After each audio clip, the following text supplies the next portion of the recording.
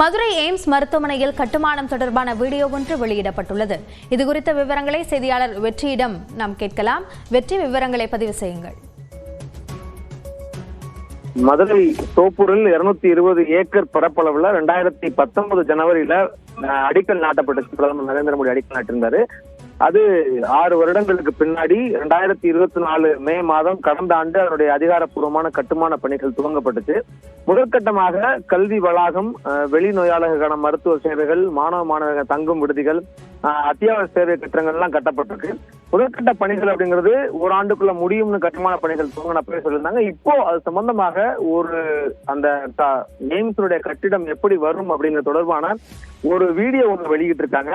அந்த வீடியோல அது என்னவாக எல்லாம் எப்படி எல்லாம் அந்த கட்டுமானம் இருக்கும், அதனுடைய முழு வடிவம் எந்த அளவுக்கு எவ்வளவு தூரம் பிரம்மாண்டமாக இருக்கும் அப்படிங்கிற மாதிரியான ஒரு 3D வீடியோ அது.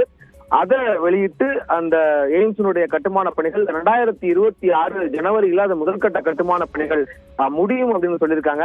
அப்படின்னா இன்னொரு 6 மாதங்களுக்குள்ள முதல்கட்ட கட்டுமான பணிகள் முடிவடைய இருக்கிறது. அது முடிவடைந்தா வாடகை கட்டிடங்கள்ல படிச்சுக்கிட்டு இருக்க மாணவர்கள் எல்லோரும் இந்த கட்டிடத்துக்கு இடமாற்றம் செய்யப்பட்டு பணிகள் அவர்கள் தொடர்ந்து இங்கேயே கல்வி பெறுவதற்கான வாய்ப்புகள் இருக்கும். அது 2ஆம் கட்டமாக, அதாவது முழு கட்டுமானமும் 2027ஆம் ஆண்டு 2வது கட்டமும் சேர்த்து முழுமையாகவே எய்ம்ஸ் மருத்துவமனையுடைய முழு கட்டுமானம் நிறைவடையும் அப்படின்ற ஒரு தகவலையும் சொல்லியிருக்காங்க. இந்த எய்ம்ஸினுடைய கட்டுமான பணிகள் விரைவுபடுத்திருக்கிறதுனால எந்தவித சுணக்கம் இல்லாமல் பணிகள் நடைபெறும் அப்படின்ற தகவலையும் எய்ம்ஸினுடைய இயக்குனர் தெரிவித்திருக்காரு. விரிவான விவரங்களுக்கு நன்றி வெற்றி.